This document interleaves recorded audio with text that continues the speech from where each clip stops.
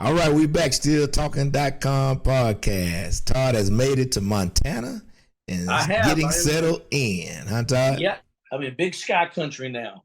Man, how is it up there out of weather, man? It's great, Rob, because you know me, anything below 85 or 90, I'm all excited about that. So it is fall time in Montana, Uh-huh. and enjoying the crisp, cool mornings.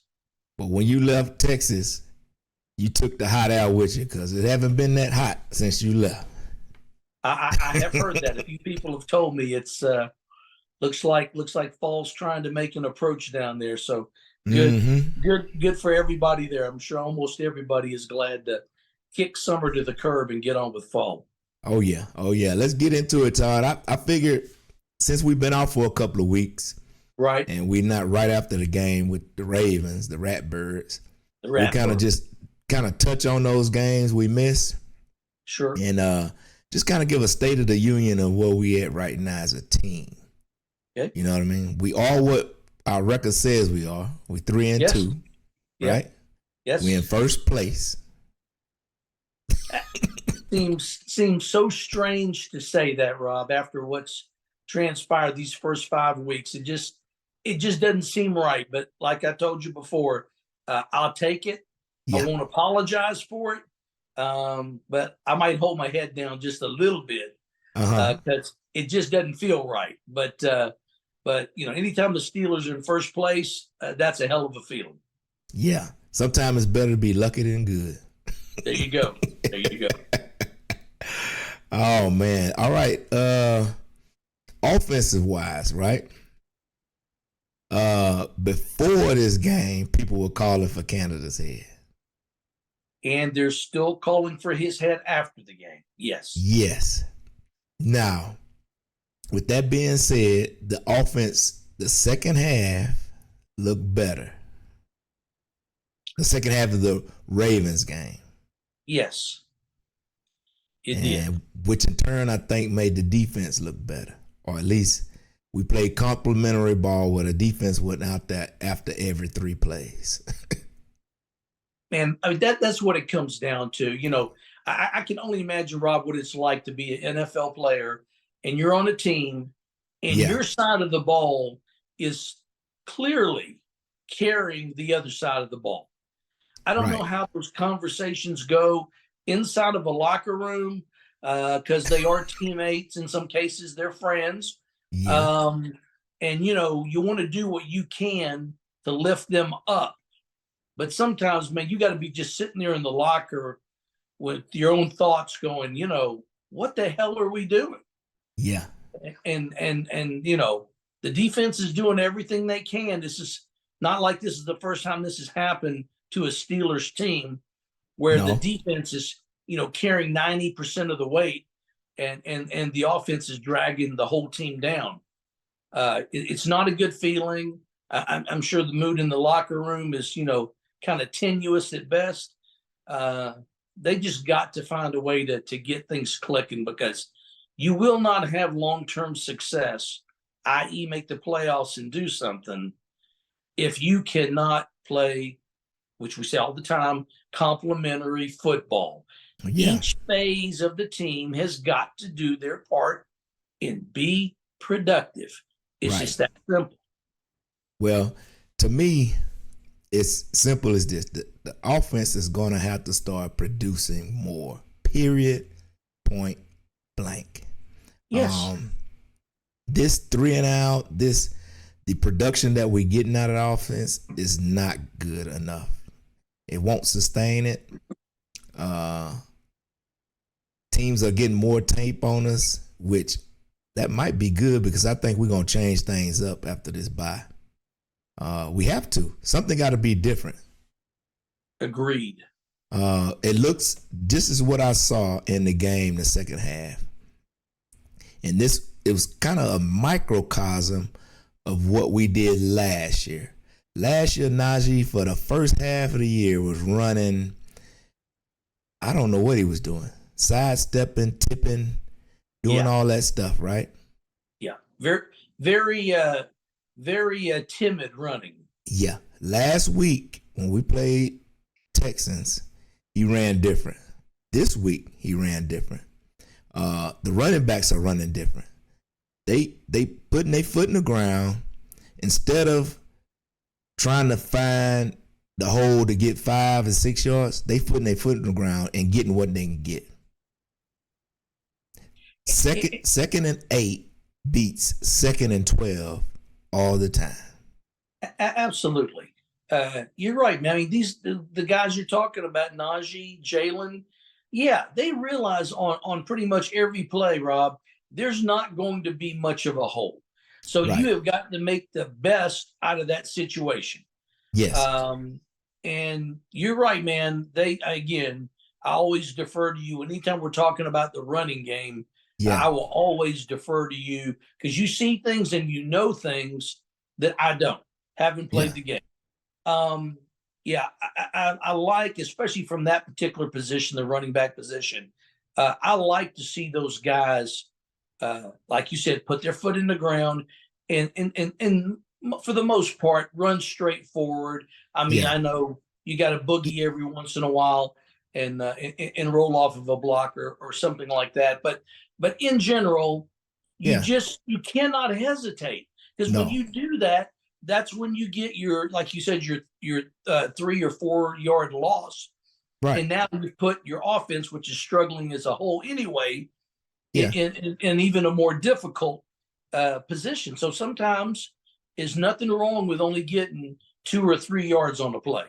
Yeah. Let me just go on because the backs is a big thing with me because people talk about Najee, and I don't think Najee is getting a fair shake. Okay. Today's NFL and our offense in particular is not set up for Najee to have success. He's not a back where your quarterback can be in the shotgun and just hand it off to him sidestep. He's not that type of back. He's a downhill back. Just like people say the buzz, Franco Harris, if they was in this offense, they'll be looking like Najee. Okay. If you put Najee back when the bus and when Franco Harris was playing, where they got to run with a fullback in front, going downhill, that's the type of back Najee is. See what I'm saying? Yeah. Well, so of course, Rob, I mean, that begs the question then, why did the Steelers draft Najee in the first round if his playing style profile doesn't really match what we do as a team? I think it was a mandate to try to get the running game going, and he was the best back to come out that year. You know, he was the most highly touted back to come out that year. Yeah, him and Travis Etienne, those seem to be clearly the top 2 guys. Yeah. See, now you look at Travis Etienne, he's that type of back. Jalen Warren's that type of back. He got a little wiggle, a little burst. Those guys are used to playing in the pro style. That's not a pro style. That's the spread style offenses now. There right? You go. Yeah. Yeah. The one time we made one play where Kenny lined up under center during the game and got the ball to Najee going downhill. It was easy 5-6 yards with the momentum going forward. So that's just me looking at the game and looking at our backs. And people knock Najee. It ain't not. I don't think it's Najee. I think they not utilizing Najee right. Put it that way. That's just okay. All right, let's move on to the line. Broderick Jones. He got a lot of game time this game. Started. Looked pretty good. He did, Rob. Again, you know, some folks believe in statistics, others not so much. I don't have it directly in front of me, but I read it here over the last couple of days. PFF, Pro Football Focus, had Broderick Jones rated as the number 1 tackle in the league from last week's games. He graded out that high. Wow. Yeah, I mean, it was something crazy, Rob. Like, I don't. Wow. The passing was like in the mid 80s. You know, the run game was in like the mid 70s, something like that, give or take. I apologize. I wish I had that directly in front of me. I should have jotted it down. But anyway, just to cut to the chase, yeah, basically, he was seen as having had a very effective game, especially obviously as a rookie. You don't expect that, and then add on top of that the importance of this game going up against a division rival. It was as good a look as he could put out there on tape possible. So extremely happy for him. I'm always hesitant to see rookies get a lot of playing time, especially at that position, left tackle, but even right tackle the same way. I'm always hesitant because I don't want to ruin, excuse me, I don't want to ruin these guys' confidence. Yeah. But it seems like he came along slow enough and getting a lot of good feedback from his teammates, showing him, the ins and outs of what he needs to know, including Dan Moore. And looks like he is ahead of schedule as of right now with his performance on Sunday. And then you can talk also about JPJ. Yeah. We're starting to see the fruits of last year's draft. Right. Which I wanted to see. They threw to Darnell Washington one time. He got interfered with. They didn't call it. Right. I want to see. I would like to see them throw to him more. Now that Pat Freiermuth was out, I think Pat should be back after this bye. But I thought he would have got Mo Byrne at least 3 to 4 to 5 targets.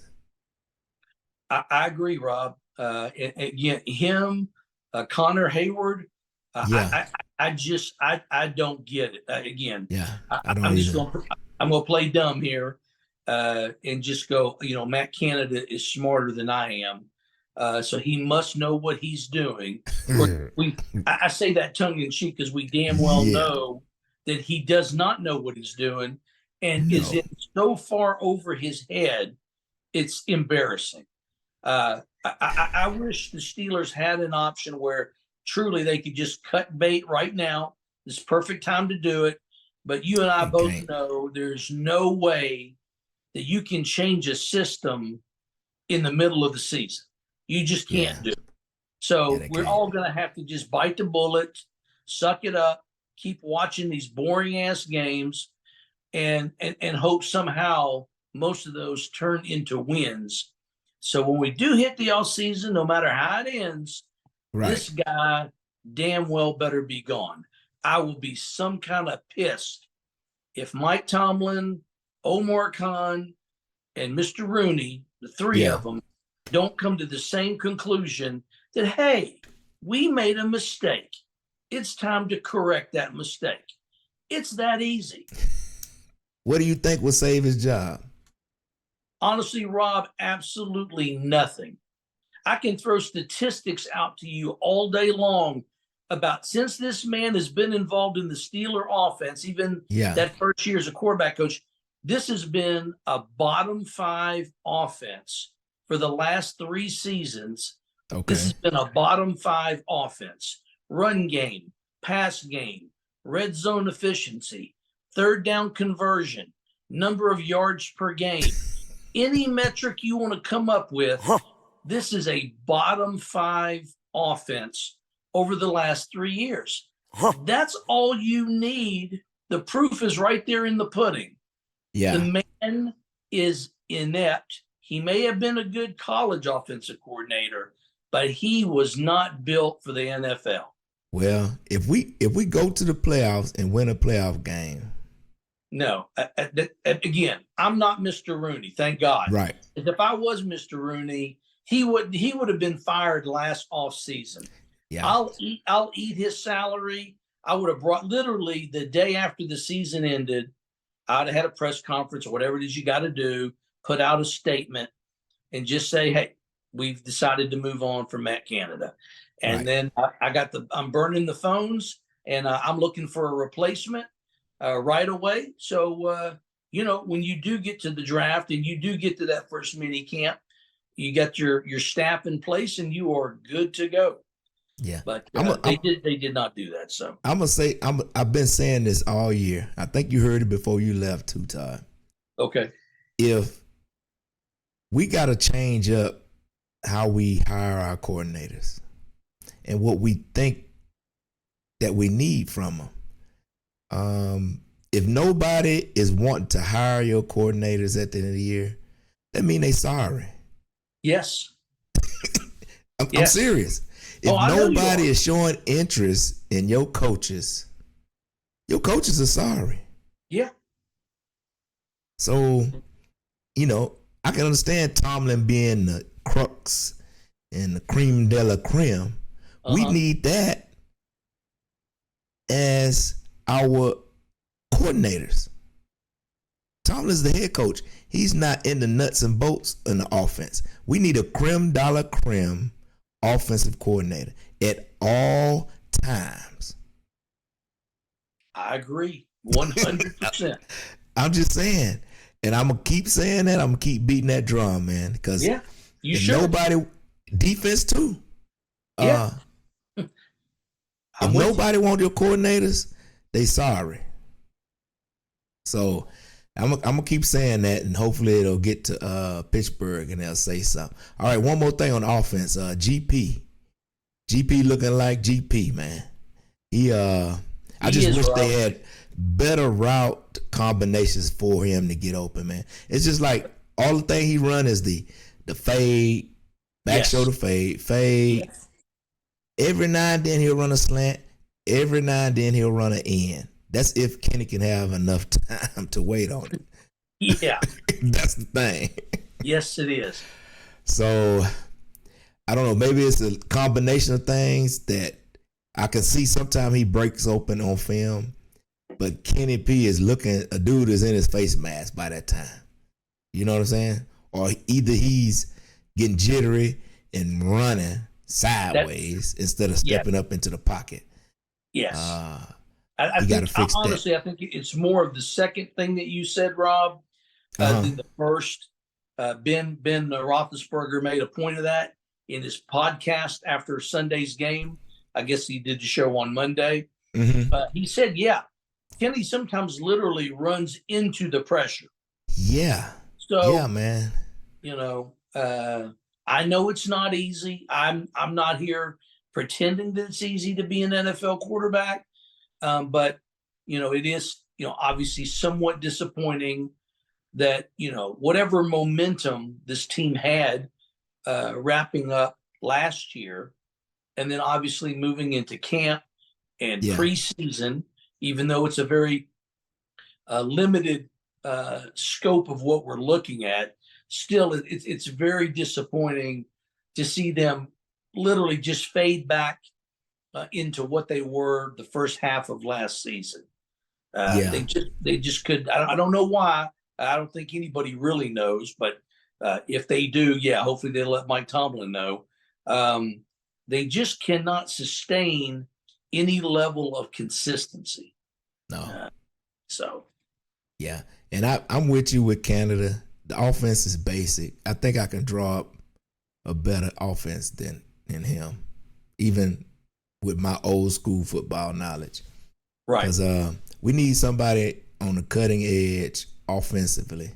You see the guy in Shanahan down in San Fran. You look at even the guy the Cowboys cut and went to the Chargers. Yeah, Kellen Moore. Yeah. Moore. You look at Miami. I mean, where are our route combinations like that? Yeah. They got guys running all over the damn place. Rob, you're talking about wanting when other teams want your coordinators, you know how they're viewed throughout the league. Yeah. Look at all these San Francisco guys that left Shanahan. Philly. KC. Yep. You can name the top offenses. They get rid of coaches all the time, and they still go. Yeah. Don't be scared to have a guy that you might have to let go. Yeah. I don't understand that. But anyway, that's the old school still away. Hopefully Khan and them is seeing, hey, we need to do things different now. This is not old school football.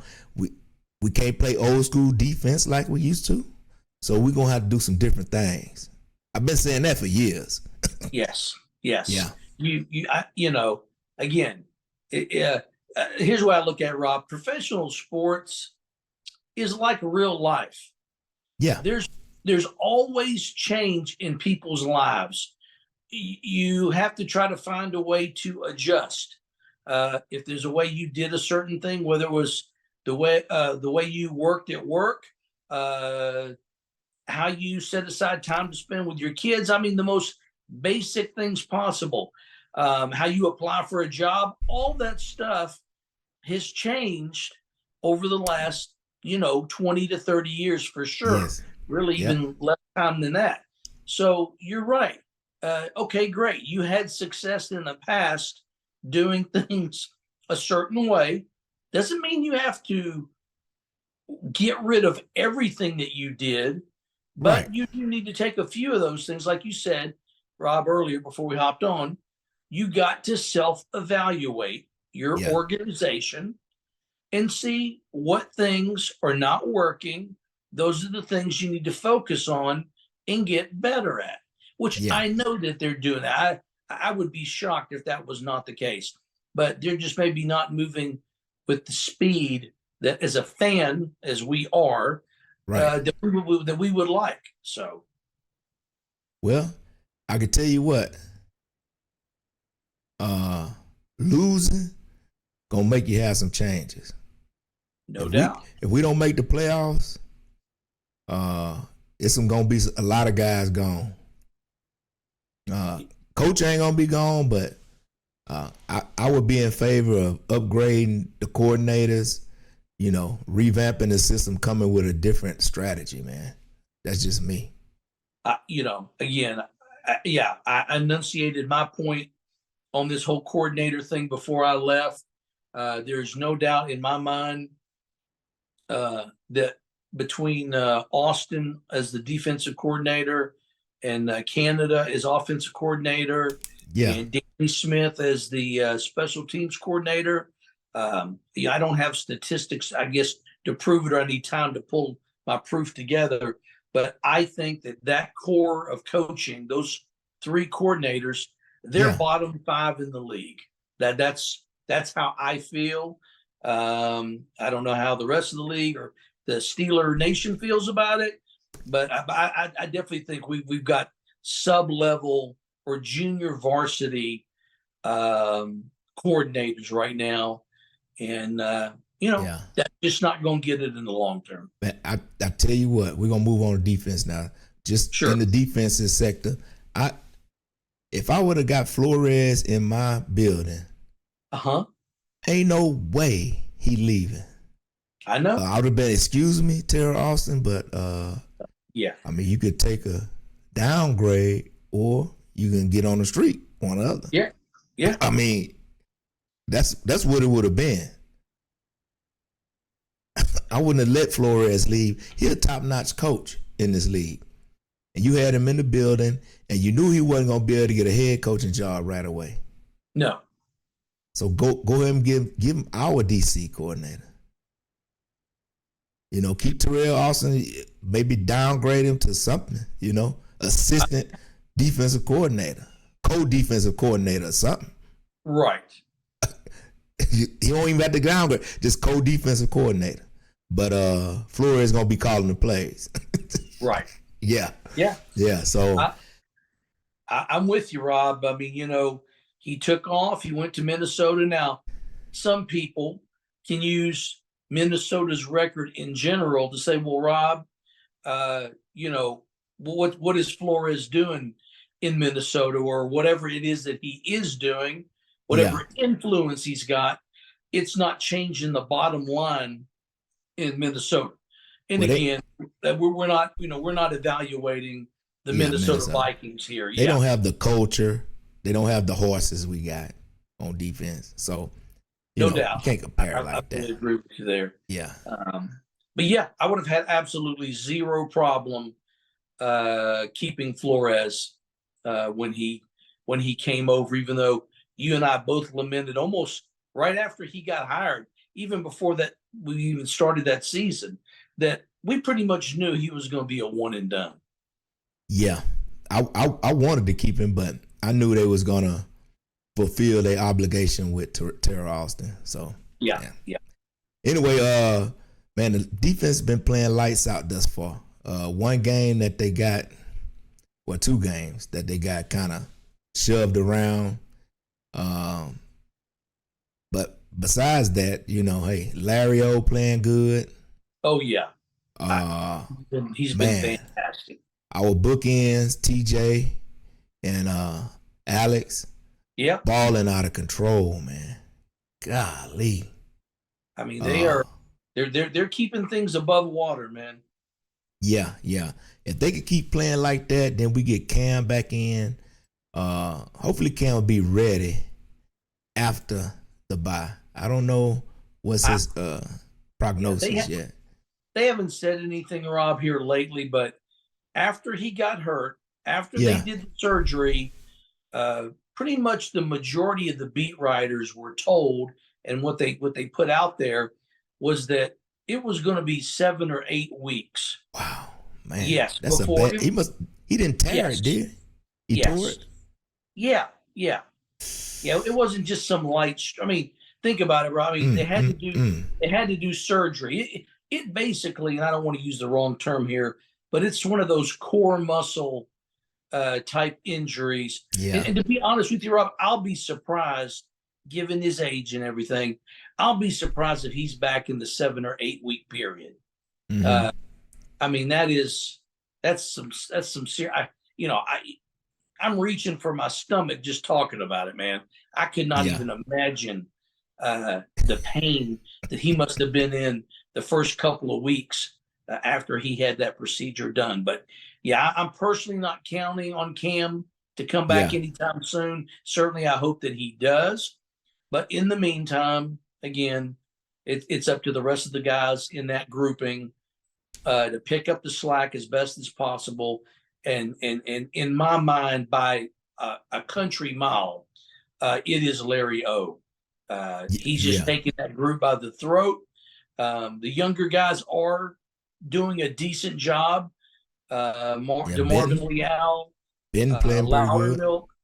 Keanu Benton, when he's had opportunities to play. I have not looked at his snap count lately, Rob, so I don't want to speak out of turn. I don't know if his activity level has increased since the first or second game of the season, but certainly when he's been in there, he's shown up and shown out. Yeah. So, thrilled for him, really thrilled for all the rookies, man. Like you always say, you want these rookies. This is not the old days where rookies can sit on the sideline for 1 or 2 years. They can't. No, they can't. I mean, I'm not asking them to be starters and play 65 snaps a game. No. But they got to come in these sub-package situations, and they got to, again, show out when they get that opportunity. So yeah. I want to give a shout out to, man, our linebacking core. I don't know if you watched this last game. They played pretty good, man. And we covering the tight end better. I mean, the Ravens tight end, what's his name? Mark Andrews. Andrews.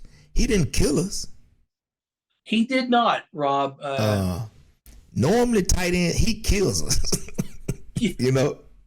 I mean, he kills a lot of teams, no doubt. Yeah. And Baltimore's got plenty of plenty of tight ends. That's one of the things I like about Baltimore. Hate to admit it, but it's true. They value that position, Rob, and they are a large part of that offense. I wish that the Steelers would do that. Yeah, but our tight ends are been playing well. Do you agree with that? Yes, I mean, by no means am I. Again, this is where we're going to devolve back to Matt Canada, because I mean, he's the guy drawing up and calling the plays, and apparently wherever he coached before the Steelers, which was the University of Maryland, apparently there were no tight ends on that roster. No, we talking because about linebackers, Todd, not yeah, tight I end. know. I understand. We've We went devolved back to back to offense. damn Matt Canada's got me Yeah. all worked up, man. Yeah, I see. But yes, but no. All right, we'll get back to back to Linebackers. linebackers. Sorry. Yeah. I told you before the season even started, obviously based on what we saw in preseason, that and early on in the season, that yes, I was pleased with the guys they brought in, especially since they really were in a rush to get some guys in. I mean, they Yeah. pretty much decided early after the season ended that they're not bringing these guys back. And so yeah, you had to fill in the whole group minus Robinson. And I thought Yeah. Khan did a great job reaching out and getting the guys that he did. They bring some of the skill set that the Steelers and the Steelers coaching staff and fan base appreciate, which is not hiding behind defensive tackles, i.e. Devin Bush, and letting people run around you. These guys stick their nose into the fray like Spillane used to do. Yeah. So, a Landon Roberts, Cole Holcomb, like the guys a lot. Hopefully they can stay healthy. And I think if we can get a full season of those three guys, along with obviously Quan, could bear some good fruit in the immediate future. So. Yeah. This last game they played pretty well. I was pretty pleased. They show up on film at least. Last year, our linebackers didn't show up on film at all. No. Cole Holcomb, man, last game seemed like he was all over darn place to me. Yes, I noticed him quite a bit, Rob. They maybe are not at the point where that's again what we lamented coming at the end of last season. Like you said, our linebackers last year were almost invisible. I mean, they didn't create any turnovers. They did knock passes down. They didn't create. They just didn't. They didn't do anything. Nothing. Yeah, absolutely nothing. So yeah, I like the activity level and the aggressiveness of those three guys that we just mentioned. Now my concern is the secondary.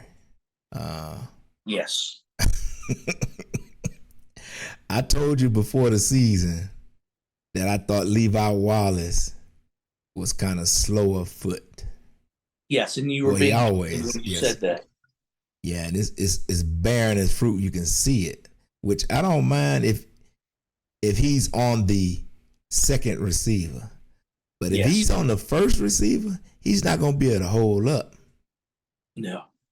And Patrick Peterson has lost a step.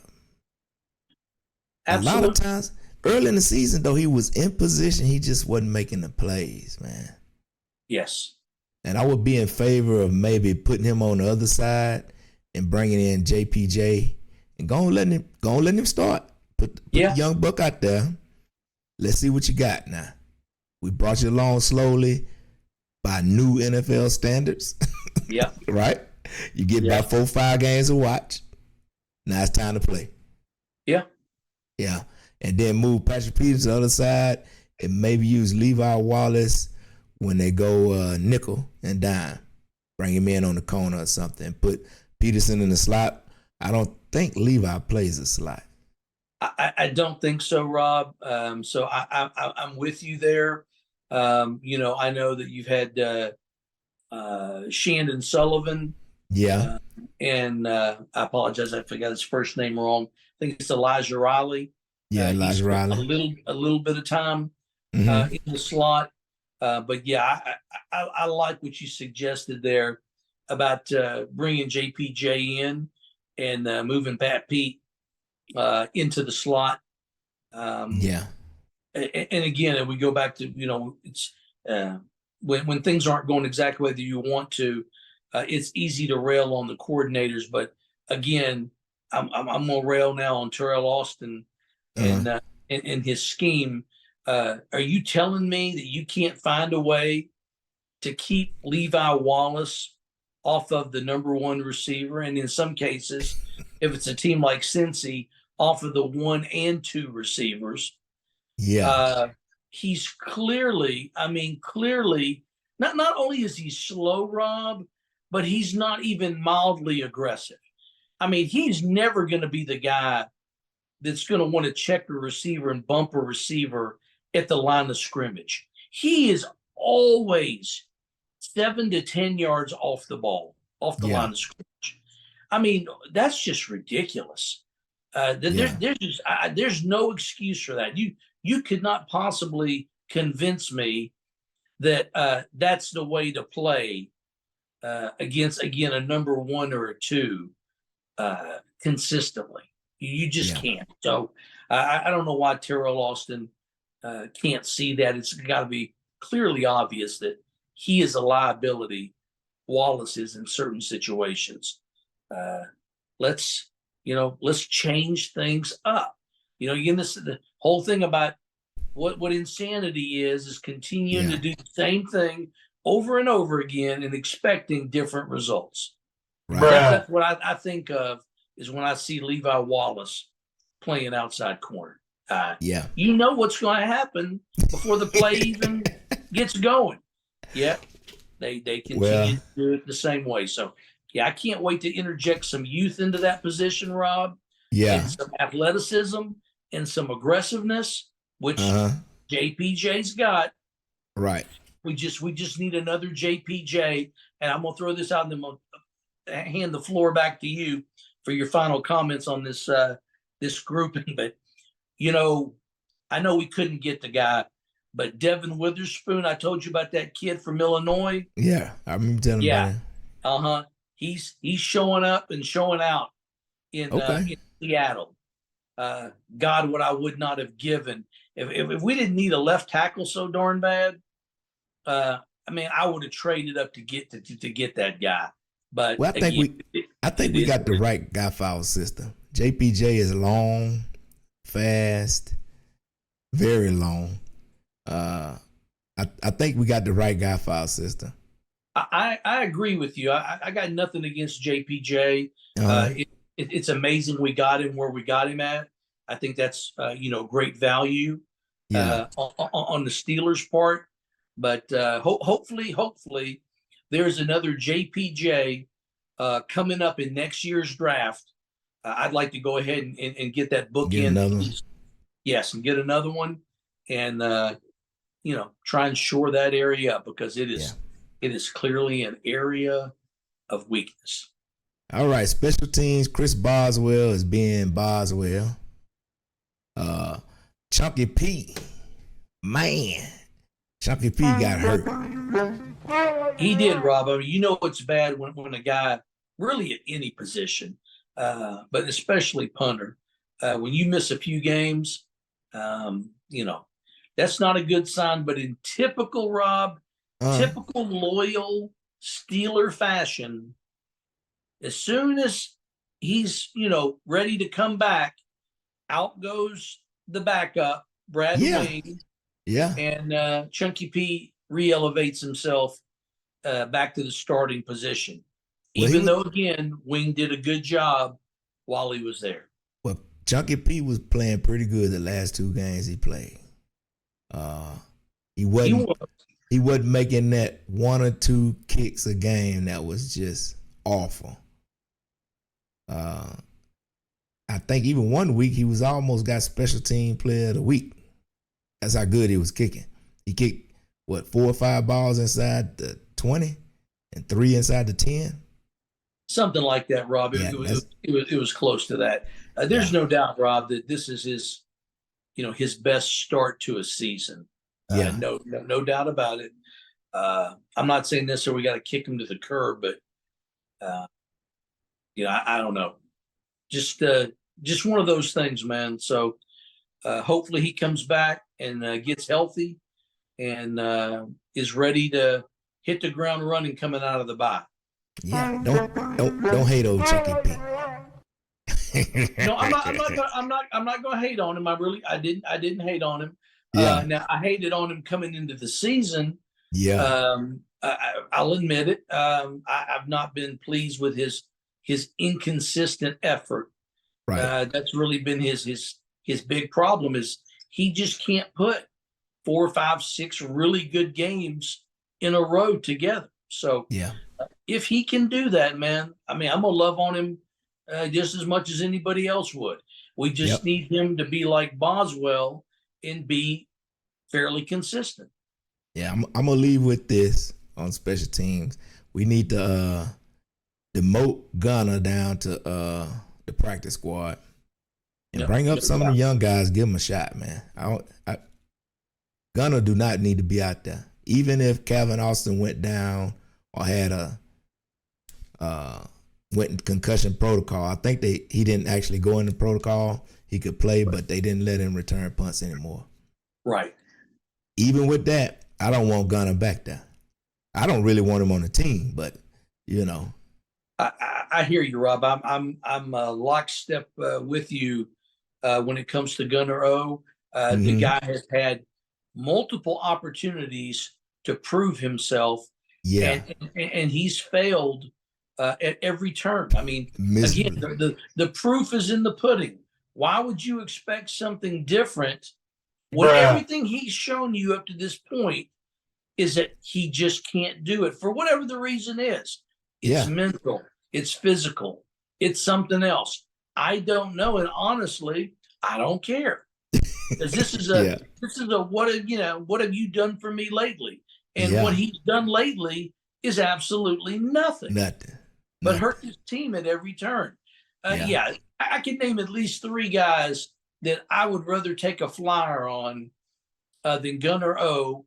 And I'd say Desmond King that we got from Houston. Give him a I know shot. his specialty is kick return, but I have a hard time believing that guy couldn't learn to run punts back. Yeah. Well, I'll be glad when Calvin Austin get back healthy. I'm with you on that, man. I mean, the potential for special plays with that guy, it's there. Yeah. He just gotta do it. So. Yeah. Well, coming out of the break, we got the Rams, right? Yes, sir. Yeah. Out there. And we usually don't play well when we go on the road out there. We need to change that around. We're going to need all hands on deck. I just heard Deontay said he should be back. Yes, he made that perfectly clear. Pat Firemote should be back. I think Cam, like you said, is still going to be gone. That'll be the only one. Everybody else should be good to go. Yeah, I'm just throwing this out there, Rob. Again, I don't have any proof, but it was suggested that after Pat Firemuth got hurt, that it was not a 1 or 2 week thing. They suggested that it could be more than that. So I will try and be optimistic and say that Muth will be back after the break. But again, they've been really quiet. Yeah. At least from what I've seen, they've been very quiet about his injury. Right. So it may not be as short term as we would like for it to be. But hopefully, yes, he gets back sooner than later because, again, the potential is there for him to do special teams. And to do special things.